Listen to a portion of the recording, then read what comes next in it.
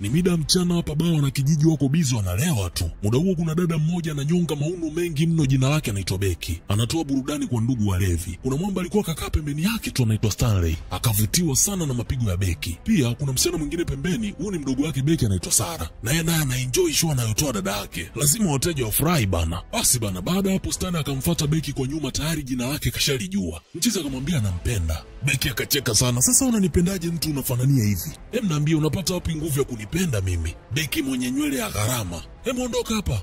Brother Bernard. Jina langu sio Brother Bernard, mimi naitwa Stanley. Mchizi akasema basi naomba namba yako nitakupigia baadaye kwa sababu naenda mjini na mtihani huko. Becky kusikia mtihani ndo akazidi kuchacha. Yaani kumbe bado mwanafunzi. Okay, unataka namba yangu sio? Mchizi akasema ndio, huko anatoa simu. Becky akasema hakuna shida, nipe na 25,000 kwanza ndio upate namba yangu. Mchizi akatoa hela zake zote akapata na 20,000 tu. Becky akaikwapua ile hela, akaanza kumtajia namba sasa. Anavyoitaja tu inaonekana sio yake, sio anajitungia tu. Maana alivyomaliza kutaja akataka kuondoka, Mchizi akamwambia subiri kwanza ihakikishe. Kupiga simu namba ipatikani. Becky akasema simu yake ina allergy na watu wasio na pesa. Una uhakika hii ni namba yako? Becky akasema emsikia, ukitaka nipigie nitumie message, mimi sitaona chochote kwa sababu simu yangu haionyeshi kitu. Kisha akaondoka. Mchizi akacheka tu kisha akasema nitakupigia. Basi bana, kumbe sababu ya Becky kumkazia sana Stanley ni kwamba kuna mwamba anampenda kishenzi. Huyu hapa anaitwa Cosmos. Lakini kwa Cosmos ni hapana. Hajawahi kabisa kuvutiwa na Becky. Hasa hii tabia yake ya kujichetua na hizo makeup zake kama Jokeri. Pia mama yake Cosmos huwa anakerwa sana na tabia ya Becky. Hamkubali yani. Basi bana, kesho yake mida asubuhi Sara anasafisha goli walevi walivesha sana jana usiku. Akiwa anaendelea na kazi simu yake ikaita. Sara akaokota. Mchizi akajitambulisha kwamba yeye ni Stanley. Sara hamjui Stanley gani sasa? Wewe umekosea namba bana. Sijampa namba yangu mtu anaitwa Stanley. Sasa kumbe Becky alimpa Stanley namba ya mdogo wake Sara ili hata kama utakutana huko watajua wao.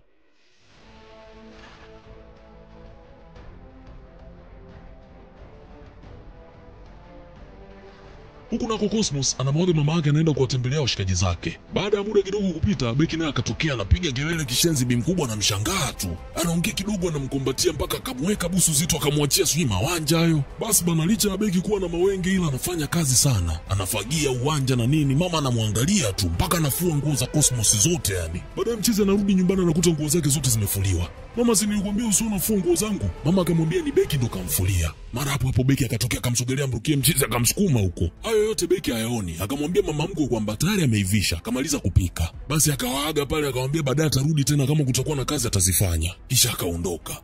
Yaani hii hali inamkera sana Cosmos, hamtaki kabisa Becky. Huku basi Sara anaendelea na kazi kama kawaida. Becky akafika kwa kuchelewa sana, muda mwingi kaumaliza kwa akina Cosmos. Wakiwa hapa simu ya Sara ikaita tena. Halo? Uwe Stanley au vyovyote unavyojiita. Niache basi. Nishasema sikujui. Becky akaingia, mimi ndo nilimpa namba.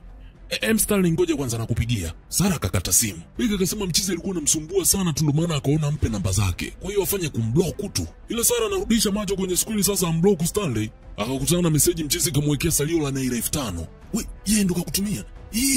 Ngoja anapiga. Kuwa mpole sasa. Hello Mr. Stanley. Hakuwa na haja ya kumtumia vocha, lakini asante. Sema tu ni vile niko busy sasa hivi, nitakupigia nikimaliza kazi. Haya, asante sana Simu ikakatwa. Becky akasema nitumie 3,000 hapo. Sara akagoma, wewe nakutumiaje? Basi bana, kutokea hapo Sara na Stanley wakawa wanaongea sana kwa simu. Nakumbuka kwamba muda huu Mchizi huko town alienda kumalizia masomo yake. Huku Becky akaendelea kumpambania Cosmos. Anamleta kwenye baa yao wakae wale vyombo. Mchizi anatoa tu hela wala hata akai anaondoka. Sara akamwambia ni heri aache tu kumfukuzia huyo jamaa, maana anaonesha kabisa ampendi. Kwani Becky anaelewa sasa. Hii ndo maana halisi ya mapenzi upofu. Mida baadaye Sara akamfuata Cosmos kuongea naye kuhusu swala la dada yake. Ni heri amweke wazi tu kwamba ampendi kuliko kumdhalilisha tu kila siku. Mchizi akawa anaomba samahani tu. Sara akamsisitiza sana Mchizi awe mwema, hataki kumuona dada yake anateseka tena, kisha akaondoka. Kweli mzee Cosmos akakutana na Becky, akamuomba msamaha kwa kumwacha baa ile mida. Becky anachekelea tu na makeup zake za Jokeri. Basi bwana, siku nyingine tena Becky anaingia ukweni na kelele. Bi mkubwa akatoka nje wakasalimiana pale. Becky akamuulizia mume wake. Mama akasema, "Mbona tayari kaenda mjini, kwani hakukwambia?" Ile taarifa ilimpiga usoni ndugu Becky, vibe lote alilokuja nalo mfukoni. Akasema mimi hajaniambia, ila nahisi atakuwa kanitumia message tu, ngoja niangalie. Kucheki message wapi? Mchizi hajamwachia message yoyote. Basi ikabidi amwage tu mama mkwe na akamwambia kwamba akitoka kazini atakuja kufanya kazi zote kama kawaida. Maskini Becky anampenda sana Cosmos aisee. Basi akaja kumpa hiyo story mdogo wake Sara. Sara akawa anamwambia tu aachane na huyo jamaa, mbona kuna wanaume wengi sana. Miezi 6 baadaye huku mjini Lagos, Stanley ana maisha mazuri mno. Akanamwambia kipenzi chake Becky ambaye ndo Sara sasa kwamba aje mjini ili wakutane. Sara akasema changamoto ni kwamba hana ndugu yoyote huko Lagos. Mchizi akamwambia hiyo sio shida, ataishi kwake. Alafu weka kichwani kwamba Stanley anajua anaongea na Becky yule jokeri. Basi akamuuliza anataka muandalie nini kama zawadi. Sara akasema pete ya almasi sio? Mimi nilikuwa nakutania tu. Mchizi akamwambia asijali, atamwekea zawadi zake zote alizoomba kwa miezi 6 yote alikuwa akiongea. Baadaye Sara akamwambia dada yake kwamba ataondoka kwenda Lagos mwishoni mwa huu mwezi. Kufanya nini sasa? Unamkumbuka yule jamaa ulompaga namba yangu miezi 6 nyuma? Stanley. Becky akavuta picha. Stanley? Yule mwanafunzi njaa kali. So uliniambia umemblock. Sara akasema hakumblock bana. Walikuwa wakichati kipindi chote hicho na wala mchizi sio njaa kali. Na pia sio mwanafunzi kama unavyosema. Lakini mimi aliniambia yule ni mwanafunzi na anarudi shule. Kiuhalisia ni injinia wa majengo ambaye ndo anamalizia masters yake sasa. Kwa hiyo unaenda Lagos kukutana naye? Kanialika kwake tukaenjoy. Unampenda Sara akasema ndio nampenda. Alafu tunaendana vitu vingi, la shida ni moja, anaongea na wewe.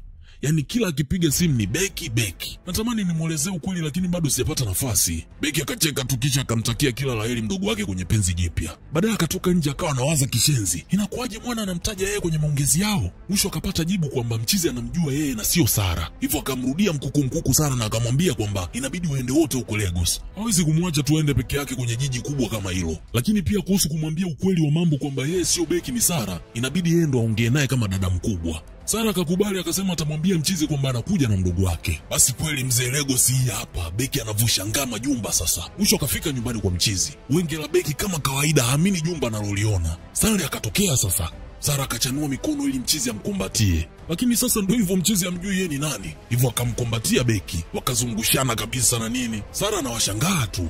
Becky akamtambulisha Sara kama mdogo wake. Wakasalimiana pale. Kwa jinsi Sara alivyoongea tu, mchizi kuna hisia fulani akazipata. Becky kuliona hilo akawatoa haraka kwenye mada kisha akamvuta jamaa waingie ndani. Stanley akarudi na akabeba mabegi yao wote, lakini macho bado hayabanduki kwa Sara. Basi wakaingia mpaka ndani, sherehe tu. Becky anafurahi kishenzi. Katoka nyumbani kama msindikizaji, kafika town kachukua mpenzi wa mdogo wake. Hii ni hatari sana. Basi kila mtu akapatiwa chumba chake. Becky akaja chumbani kwa Sara huku. Sara wa moto vibaya mno, anamuona kabisa dada yake na lengo la kuondoka na Stan. Becky akampanga pale akamwambia endapo atathubutu kumwambia jamaa ukweli, ni lazima tu atawafukuza wote hapa kwake. Kwa sababu kila kitu kilichotokea mpaka wako hapa sasa hivi ni uongo. Kwa hiyo akasema watamwambiaga tu huko mbele, lakini kwa sasa waende naye tu hivi. Mara hapo mchizi akamwita Becky. Ndiyo mpenzi nakuja. Kisha akaondoka kwa madaa mengi. Sara anazidi kuchoka. Basi bana, mida usiku wako mezani wanapata chakula. Sara akamuuliza Stanley kwamba vipi kuhusu mradi wako? Ulisema ulipata changamoto kuhusu vibali vya serikali. Stanley akashangaa, umejuaje kuhusu hilo? Sara akasema, dada yangu aliniambia. Ndiyo.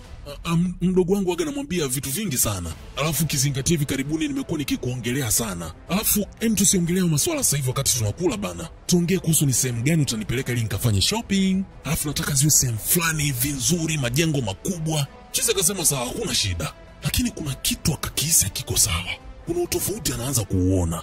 Baada ya msosi, Becky akamtoa nje Sara na akaanza kumlalamikia kwa kuongea vitu ambavyo yeye havijui mbele ya mchizi. Akamchamba kishenzi kisha akarudi ndani. Kesho yake asubuhi mchizi anaingia jikoni na namkuta Sara tayari anaandaa chai. Basi wakaanza kula story pale, wakahamia mpaka mezani story nyingi. Alafu wanaendana, yani wanaongea kitu kimoja. Chizi bado anashangaa kwa nini Sara anamjua zaidi kuliko Becky kipenzi chake. Majibu hana. Mishale ya saa 5 hivi Becky ndo anatoka chumbani. Akawakuta washikaji wanakula story hapa. Akaanza kuhoji kwa nini wakae pamoja sasa hivi. Alafu chakula changu kiko wapi? Sara akamwambia muangalie vizuri. Hakuna mfanyakazi wako hapa. Kama unataka chakula, nenda jikoni kajipikie. Na wewe naye siongei na wewe, naongea na mwanaume wangu. Sara akajionea, ya nini mie? Akanyanyuka kabeba sahani akaondoka zake. Ila Sara na shepu jamani, au unasemaje wajumbe? Anyway, mida baadaye Stanley aliahidi kumpeleka Becky akafanye shopping. Becky naye akapaka yale makeup yake ya kijokeri yale. Mchezi akasema, "Uliniambia utopaka tena hizi makeup." Sara akasema, "Sumuite rafiki wa dada yako aje ampake makeup vizuri." Mchezi akashangaa, Becky, kwa hiyo ulimwambia kila kitu? Becky akaanza kujikanyaga. Si unajua ni mdogo wangu, kwa hiyo namwambia kila kitu. Kweli aliniambia. Mchizi akasema sawa. Akatoa simu akampigia urafiki wa dada yake. Kweli mzee, baada ya muda akafika akaanza kumpiga makeup sasa ndugu Becky. Udaguo Sara na Stan wamekaa pembeni wanashuhudia tu. Baada ya makeup akapewa kioo ajiangalie. Hakuamini macho yake jinsi alivyopendeza. Akafurahi kishenzi kisha kaondoka kwenda chumbani kubadilisha nguo. Alivyobadili akashuka sasa waondoke. Mchizi akasema kabla watoke kuna kitu anataka kumpatia. Akamtolea ile pete ya almasi aliyomwahidi kumpatia siku akija Lagos. Ndo ameingia kwenye uchumba hivyo. Sara akauliza mbona mapema sana? Mwachana naye. Iangalie ni nzuri sana. Basi makumbato na nini. Sara akamkwapua mkono Becky akatoka naye nje. Style ya kuelewa. Huku nje Sara akamwashia moto Becky kwa nini akubali kuvaa pete ambayo sio yake na mabusu juu. Becky anatamba tutamwambia nini? Anadai mwanaume ni wake kwa sababu yeye ndo aliyemuomba namba. Na wakati wanaongea huko kwa simu picha iliyokuwa kichwani mwa Stani ni yake. Sara akamuuliza kwa hiyo unataka kuwa na Stani pia? Becky akasema ndio, si ni boyfriend wangu. Sara akaondoka kwa hasira pale nyumbani. Basi Becky akarudi ndani. Mchizi akamuuliza mdogo wake kaenda wapi. Becky akadanganya kwamba kasema anaenda kutembea kidogo. Mchizi akashangaa kutembea mchana wote huu. Alafu Sara hana mtu yote anamjua hapa Lagos. Lakini pia walikubaliana kwenda shopping pamoja. Kwani kuna kitu kiko sawa? Becky akaifunika tukisha kuondoka kwenda kwenye shopping husika. Basi bana, huku Sara anatembea kwenda mbele tu, ajui hata anaelekea wapi. Njia hii Cosmos na dada yake Tina walikuwa wanapita na gari. Kumbuka Cosmos alikujaga mjini kujitafuta, kwa hiyo alifikia kwa dada yake. Kwa hiyo wakati wanapita wakamuona Sara, ikabidi wasimamishe gari, wakashuka kabisa, wakamuona yuko sawa. Hivyo wakamuingiza kwenye gari wakaondoka naye. Walipofika nyumbani Sara akawaelezea mchongo mzima ulivyokaa. Cosmos alijawa hasira huyo, ukijumlisha pia waga mpendi Becky basi ni kivumbi tu. Ila akasema anaweza kumsaidia Sara mpate mwanaume wake. Kivipi sasa? Anyway, tuendelee kushuhudia. Baadaye Stani akampigia simu Sara akizani kwamba ni Becky. Akamuuliza, Becky, uliniambia kwamba mdogo wako alienda matembezini. Si alitakiwa awe amerudi sasa hivi? Sara akasema ndio, alinipigia. Akaniambia akakutana na rafiki zake ila atarudi jioni. Mchizi akasema basi sawa. Simu ikakatwa. Lakini anazidi kuchanganyikiwa tu. Tena akasema sasa ni bora umwambie tu ukweli. Sara haelewi anaanzia wapi. Basi bana, mida usiku mwingi Sara akarudi nyumbani. Becky akaanza kukandia, "Si ulienda kwa boyfriend wako wewe?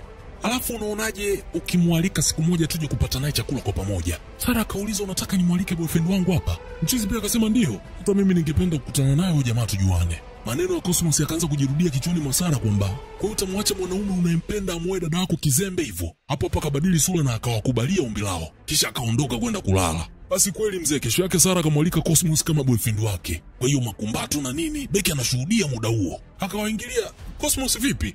Wewe unafanya nini hapa na mwanaume wangu?" "Mwanaume wako?" Hapo akatokea Stanley. "Kinaendelea nini hapa?" Sara akasema, "Stan, huyu hapa ndo boyfriend wangu ambaye nilienda kukutana naye jana." Karibu mzee." Muda huo Becky uso umemshuka, haamini anachokiona.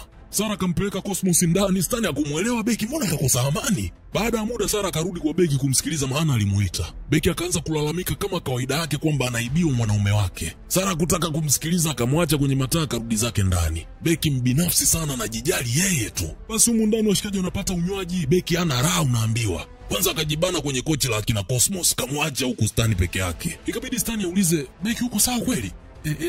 Niko sawa." Sara akamuuliza Cosmos, "Umeenjoy chakula baby?" Ndio, waga unajua sana kupika mpenzi." Becky akauliza waga, wakamshangaa. "Kwa hiyo umeshawahi kula chakula chake hapo awali mpaka useme waga anajua kupika?" Sara akasema, "Mpenzi uko sawa kweli?" Kila kitu kiko sawa." Akanyanyuka akaondoka. Wamemweza kudadeki. Basi akaja kutega huku nje akamsimamisha Cosmos. Akaanza kumlilia kwa nini anamfanyia hivi. Mchizi akasema, "Unamaanisha nini? Jiangalie wewe.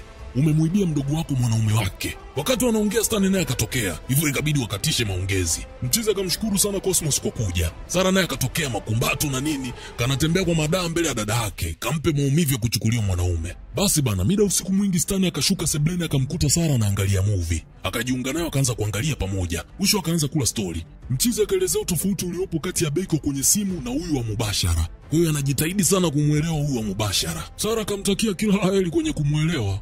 Basi bana, kesho yake mida mchana Sara anatoka anaenda kwa Cosmos. Hivyo akamwaga Stan hapa kisha akaondoka. Punde Becky naye akatoka akamwaga jamaa kwamba anakwenda kutembea kidogo. Mchizi akamruhusu. Sasa kumbe nia ya Becky ni amfuate tu kwa nyuma Sara ili apajue anapoishi Cosmos. Na kweli mzee akafanikiwa kupajua. Huku ndani Mchizi akawa anamshauri Sara biashara ya kufanya hapa mjini Lagos. Kumbuka ile issue ya kudeti ni mpango tu wa kumuumiza Becky. Ikiwezekana amwachie Stanley. Basi baada ya maongezi Sara akaondoka. Akatoka na Tina mpaka huku nje ya geti. Baada ya muda Becky akaingia ndani. Cosmos akamjia juu, "Unafanya nini nyumbani kwangu?" Becky akasema, "Unajua kabisa nakupenda. Sasa kwa nini unaruka na mdogo wangu?" Cosmos akamchamba huyo. Anasema hawezi kuwa kwenye mahusiano na mtu mbinafsi kama yeye. Akaanza kumtimua kwake. Becky akagoma aondoki. Mchizi akasema basi sawa, endelea kukaa hapa. Yeye akaenda zake chumbani. Basi bana, kadri siku zinavyozidi kwenda, Stanley akawa anagundua vitu tofauti kati ya Becky na Sara, hasa kwenye masuala ya kupika. Kuna vyakula Sara alimwahidi atampikia jamaa kipindi huko kijijini ambavyo Becky hajui kabisa kuvipika. Mwisho Becky akaanza kuja mwenyewe kwa Cosmos. Cosmos naye hakuacha kumchamba kwa unyama alomfanyia mdogo wake. Akimtimua aondoke, Becky ndo anajibwaga kwenye kochi aondoke. Huku nako Sara anatimiza ahadi ambazo alimwahidi Mchizi kwenye simu. Stan ndo anazidi kupagawa. basi makumbatu na nini, huku Beki anakomaa kusafisha jina kwa Cosmos, anapika kishenzi. Mchizi akatokea kamuuliza unafanya nini hapo? Beki akasema wewe unadhani mdogo wangu anapika sana? Mimi ndo nilimfundisha kupika, yani kila kitu. Aya, karibu, njoo ule. Mchizi akasema sawa. Mimi sijali kama unajua kupika au vipi. Kwani unataka nini? Ilibidi mimi ndo nikuulize hilo swali, wewe unataka nini? Swali zuri sana. Nakutaka wewe. Unamtaka na Stanley pia sio? Hapana. Mchizi akamwambia arudi nyumbani akajifikirie vizuri, akipata majibu basi atamrudia atamwambia. Kisha akaondoka. Huku nako Stan mawazo yake yote yamehamia kwa Sara badala ya Beki. Yaani anajihisi kabisa akajiconnect sana na Sara zaidi kuliko Beki. Huku nako Beki kweli akaanza kujifikiria vizuri anamtaka nani. Kumwacha Cosmos ndo kitu ambacho hawezi. Hivyo akavua pete aliyovikwa na Stanley. Alivyoingia ndani akakutana na Stan. Mchizi akamuomba namba mdogo wake Sara ili ampigie amwambie amletee karoti maana alienda sokoni. Beki akaanza kumtajia pale, Mchizi anaandika. Namba zilivyotimia akashangaa jina linatoka Beki. Akahisi kataja namba zake mwenyewe. Mchizi akaomba airudie. Beki naye bila kuwaza akairudia tena. Jina likatoka Beki tena. Ila akaificha hiyo hakumwambia. Beki akaelekea zake chumbani, Mchizi ndo akawa kaelewa sasa. Kumbe huyu sio yule wa miezi 6 nyuma. Alafu kumbe Sara ndio Beki wa miezi 6 nyuma ise. Basi akaanza kula mitungi mingi. Baada ya muda Sara akaingia kutoka sokoni. Akamsalimia jamaa. Mchizi akauliza mtanificha mpaka lini? Sara akasema nini? Mchizi akasimama akamsogelea akasema kwa miezi 6 iliyopita wewe ndio mtu niliyekuwa naongea naye kwa simu, si ndio?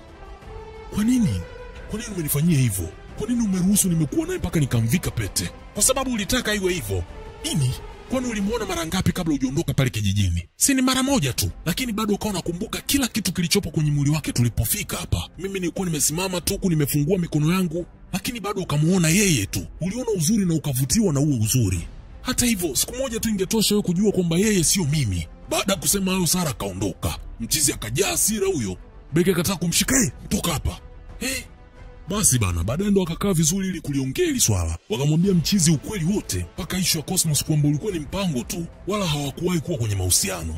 Beki naye akafunguka kwamba Cosmos ndo mwanaume anayempenda kuliko kitu chochote. Akaomba sana asamehewe pale. Akampatia na ile pete Sara, lakini Sara hakuipokea akaondoka. Mchizi naye akanyanyuka akaondoka. Akaja kwa kipenzi chake Sara huko nje. Basi misamaha pale na nini, Mchizi naye akamfungukia Sara kwamba anampenda. Alikuwa anatafuta tu namna ya kumkataa Beki dada yake. Anashukuru sana kwa hili jambo kutokea. Basi washikaji wakaingia kwenye mahusiano rasmi.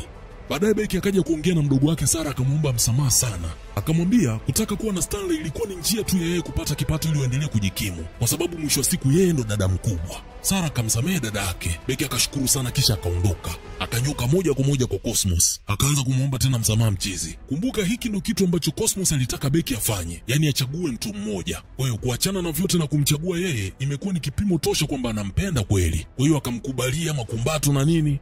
Huku nako Sara tayari kawa mama wa mjengo. Stanley naye akala goti akamvika Sara ile pete almasi. Mabusu mengi mno eneo la tukio. Basi Cosmos akampeleka Beki nyumbani kumtambulisha rasmi kwa mama yake. Sasa hivi Beki kaacha mawenge yake yale na makeup ya kijokeri na nini ametupa huko. Mama akamkubali mkwe tena akafurahi sana. Basi mwisho wa movie kabisa ni miezi kadhaa imepita. Sara sasa ana mimba na Beki ana amani sana kuwa na Cosmos na wote wako pamoja kama familia. Basi cheers nyingi na nini, na hapo ndo inakuwa mwisho wa hii movie inaitwa Blank Check. Niandikie maoni yako hapo chini, unaionaje hii kazi?